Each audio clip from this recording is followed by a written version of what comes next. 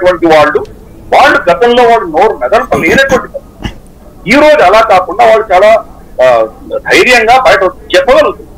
మనం చూస్తే సాజిద్ యూసుఫ్ అతను మనకు లాల్ చౌక్ లో ఘంటాఘర్ ఘంటస్తంభం పైన అతను జెండా ఆవిష్కరణ చేశారు. ఒక 2-3 గంటల నుంచి దించేశారు. ఒమర్ అబ్దుల్లా లాంటి వాళ్ళు దానికి వ్యతిరేకంగా వాళ్ళు స్టేట్మెంట్ ఇచ్చారు. ఈ రోజు అక్కడ పర్మనెంట్ గా భారతీయ జెండా ప్లస్ ఇండిపెండెన్స్ డే రోజు, రిపబ్లిక్ డే రోజు అక్కడ వేల సంఖ్యలో వచ్చి అక్కడంతా పార్టిసిపేట్ చేస్తారు. కాబట్టి గతంలో ఉన్నటువంటి నేరేటివ్ కంప్లీట్ గా పోయింది. అలాగే మనం చూస్తే కనుక జావేద్ బేగ్ అన్నటువంటి వ్యక్తి బీర్వా అన్నటువంటి డిస్ట్రిక్ట్ నుంచి వస్తారు. అక్కడ అతని ఊర్లో ఉన్నటువంటి అభినవ గుప్తుడి గుహ దాన్ని మళ్ళీ రివైవ్ చేయాలి అన్న ఉద్దేశంతో చాలా ప్రయత్నాలు చేస్తున్నారు. మొన్ననే నేను జస్ట్ ఒక వారం క్రితమే వెళ్ళి వచ్చి అక్కడ రుద్రాభిషేకం చేసి వచ్చాను.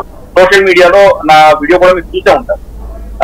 దాని తర్వాత 3-4 రోజుల తర్వాత కాశ్మీరీ పండితులు ఎవరైతే అక్కడ కీర్ భవానీ మేళాకు వచ్చారో వాళ్ళని కూడా తీసుకువెళ్ళి అక్కడ అభినవ గుప్తుడి 1000 సంవత్సరాల తర్వాత ఉన్నటువంటి పరిస్థితుల్లో అక్కడ 1000 year సెలబ్రేషన్ కూడా అక్కడ చేశారు. క్రమేపీ ఈ రివైవల్ అనేది అక్కడ జరుగుతున్నది. ఎప్పుడైతే సనాతన ధర్మానికి సంబంధించో భారతదేశానికి సంబంధించినటువంటి అంశాలు అక్కడ వస్తాయో దీనిని ఎదుర్కోవడానికి, దీనిని వమ్ము చేయడానికి ప్రయత్నాలు తప్పకుండా జరుగుతాయి. మనం చూస్తే మనకు రవీంద్ర పండిత ఆయన లైన్ ఆఫ్ కంట్రోల్ లో టీట్వాల్ లో ఆయన శారదామ్మవారి ఆలయం నిర్మించారు. దానికి మన శృంగేరి పీఠాధిపతి చిన్నస్వామి విధుశేఖరంతర భారతి పెట్టి గత సంవత్సరంలో అక్కడ ప్రాణ ప్రతిష్ఠ కూడా చేశారు. ఇప్పుడు ఈ 2-3 రోజుల్లో అక్కడ ప్రాణ ప్రతిష్ఠ అయ్యి సంవత్సరం అయింది కాబట్టి అక్కడ కుంభాభిషేకం లాంటివి చేస్తున్నారు. మేము కూడా ఒక జస్ట్ 10 రోజుల క్రితం అక్కడికి టీట్వాల్కి వెళ్ళి అక్కడ అమ్మవారి దర్శనం చేసుకొని వచ్చాము. అంటే ఎక్కడ ఒక్క హిందూ కూడా లేడు. కొన్ని 100-150 కిలోమీటర్ల వరకు ఒక్క హిందువు కూడా లేనటువంటి ప్రాంతంలో ఈ రోజు అక్కడ అమ్మవారి గుడి వెళ్తుంది. అక్కడ ప్రజలు వెళుతున్నారు, యాత్రికులు వెళుతున్నారు. అంటే కాశ్మీర్ అంటే ఒక భోగ ప్రదేశమే కాదు, ఏదో గుల్మర్గ్, సోన్మర్గ్, పెహల్గాం తర్వాత మనకు డాల్ లేకే కాదు, క్షేత్రాలు కూడా ఉన్నాయి అన్నటువంటి, ఇక్కడ హైందవం ఉన్నది అన్నటువంటి ఒక నెరేటివ్ కూడా అక్కడ డెవలప్ అవుతున్నది. కాబట్టి ఈ నెరేటివ్ వచ్చినప్పుడు తప్పకుండా దాన్ని వ్యతిరేకించే శక్తులు ఎక్కడా ఉంటాయి, తప్పకుండా ఉంటాయి, అక్కడ కూడా ఉంటాయి.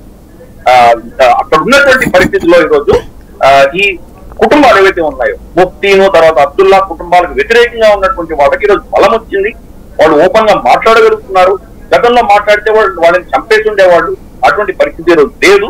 మార్పు తప్పకుండా ఉన్నది.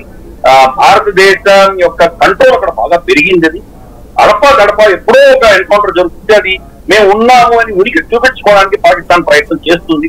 ఇప్పుడు లోకల్స్ ఎవరు రిక్రూట్ అవ్వట్లేదు. గత 5-6 ఎన్కౌంటర్లలో జరిగినటువంటి చనిపోయినటువంటి వ్యక్తులు ఎవరు ఉన్నారో వాళ్ళందరూ పాకిస్తాన్ నుంచి వచ్చిన వాళ్ళు. లోకల్స్ ఎవరు లేరు. లోకల్ సపోర్ట్ ఉండకుండా చేయలేదు కాబట్టి తప్పకుండా లోకల్లో కొంతమంది వాళ్ళు సపోర్ట్ చేస్తున్నారు. మనం జమ్మూలో మనకు రజౌరి ప్రాంతంలో ఒక వ్యక్తి వీళ్లకు 6,000కి కిరాయి ఇచ్చిన విషయం మనం చూసాం. అతను అరెస్ట్ చేశారు. లోకల్ సపోర్ట్ ఉంటుంది కానీ టెర్రరిజం లోకి మన లోకల్ యూత్ వెళ్ళట్లేదు, యువకులు వెళ్ళట్లేదు. చాలా కీలకమైన మార్పులు జరుగుతున్నాయి అక్కడ. కాబట్టి ఆ మార్పులకు వ్యతిరేకంగా కొన్ని శక్తులు, కొన్ని ప్రయత్నాలు జరిగి తీరతాయి. అమెరికా కూడాను, అమెరికన్ అంబాసిడర్ పాకిస్తాన్ లో